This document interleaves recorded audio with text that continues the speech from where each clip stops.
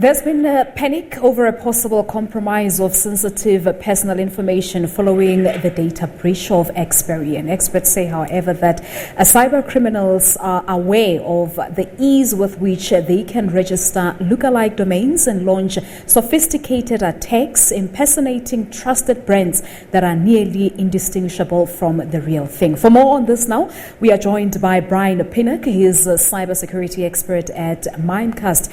He joins me now live via Skype. Brian, good afternoon to you once again. Hopefully everything is okay this time around. Good afternoon, Palesa.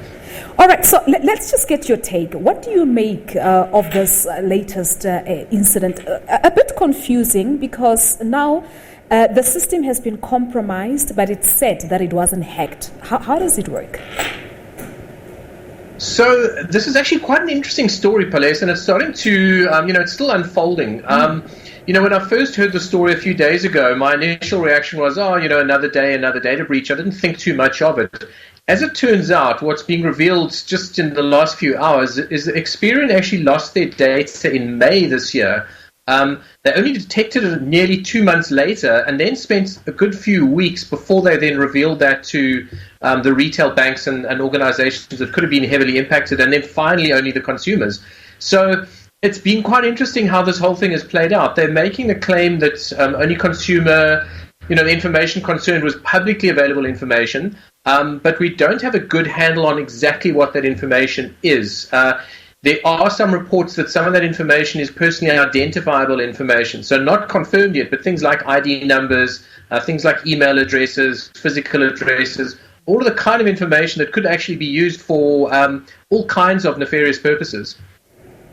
All right, so you have Experian South Africa saying that South Africa's bureau's infrastructure, systems and database had not been compromised. Should we believe that?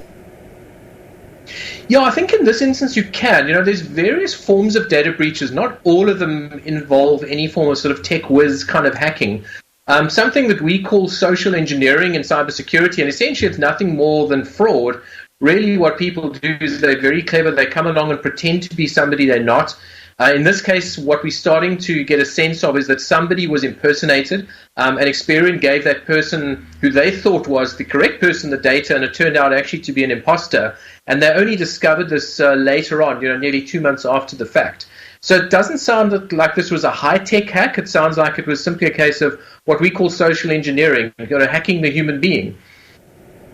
But then I think this raises an important question of, are there any firewalls, securities that cannot be penetrated to prevent this from happening in the future? And the fact that you say that this must have happened 2 months ago and it was only detected at a later stage, what does this say? So that's fairly typical. Even with high-tech hacks, they typically only discovered very, very much later. So more often than not, a data breach occurs, and this is actually very much in line with the kind of numbers that we typically see. Sometimes it's as long as 90 days. There are firewalls and things. Normally these kind of hacks start with something. Email is the most typical way of getting in. Sometimes it's via the web, and there definitely are security controls that can be put in place, controls like, for example, the ones that Mimecast uses. But again, the most important part of this, the sort of whole security posture in this case is actually what we refer to at Mimecast as the human firewall, and that was obviously the part that actually got breached. But then, is there a difference between data breach and hacking?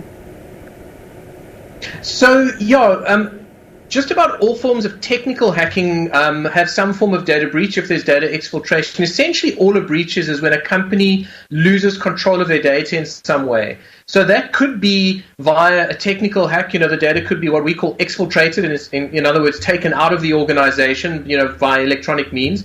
But just as easily, you can have a data breach sometimes where there's data loss, where they've left the data unprotected out on the web. And we see that quite frequently, that sort of accidental data loss. You can also have accidental data loss of just having client information on paper in somebody's car, which gets stolen, or in somebody's handbag. So that's another form of data loss. And then in this case is a case of fraud, where the information was inadvertently actually given away to the fraudster. But then obviously clients and consumers are sort of panicking at this current moment. What would be the best way to ensure that one is not compromised? I mean, I did say that they said this information has not been used anywhere. That's a guarantee that Experian South Africa has given. But just to make sure that you're on the safe side as a consumer, what's the best way of going about it? So it's incredibly important to be very, very vigilant. Even in the case that the data hasn't been used, that doesn't mean that it won't necessarily be. We still don't have all the information available, and there are some questions that are still being asked of Experian. And I think just good practice is to be incredibly cautious when trusted brands, or what you believe to be a trusted brand, starts doing things which don't appear right. And we see this all the time with banking brands, where the fraudsters get hold of a banking brand and appears to be your retail bank, but it's actually not. We see it with the South African Revenue Service. We see this happening all the time, and it's very, very important for clients to be incredibly suspicious. In the case that you do feel that your information has actually been obtained in some way, it's very, very important to get protection from somebody like the South African Fraud Protection Service, and actually highlight the fact that you feel that your information is being compromised. Mm-hmm. So I suppose that as much as nothing has been done with data as it is now, we need to be vigilant because we don't know what might happen in the future. Absolutely. It's not just this attack, it's a number of other attacks. These are becoming more and more common, and it's really, really critical that people become a lot more vigilant. And I think also this, on the other hand, raises questions around how do hackers sort of manage to execute a data breach in big companies or data services like Experian? We understand in this particular case, of course, a different methodology was used, but in other cases?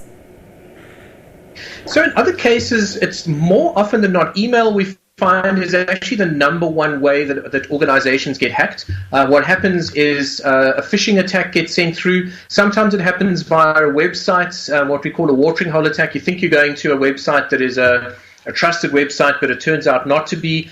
And then, social engineering takes place in a number of different ways. Either they download a piece of software onto your device, whether it's your phone or your computer, and then from there that attack starts to spread and it gets into organizations. And then there's a number of different things that can happen, whether it's ransomware, whether it's sort of just a hack of sort of stealing information. There's all kinds of things that can happen at that point, and it's critical to get services like the ones that Mimecast offers.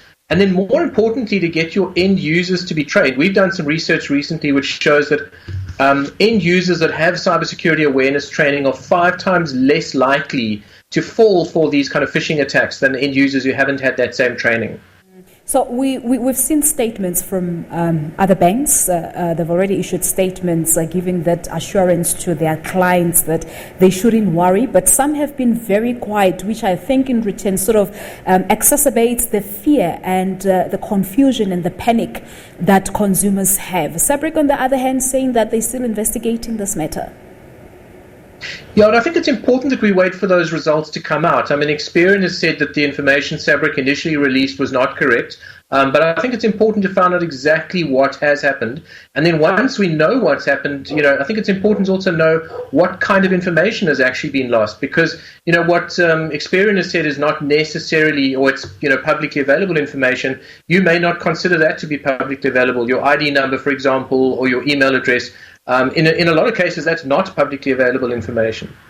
So we also had Experian South Africa saying that they were successful in obtaining and executing an order which resulted in individuals' hardware being impounded.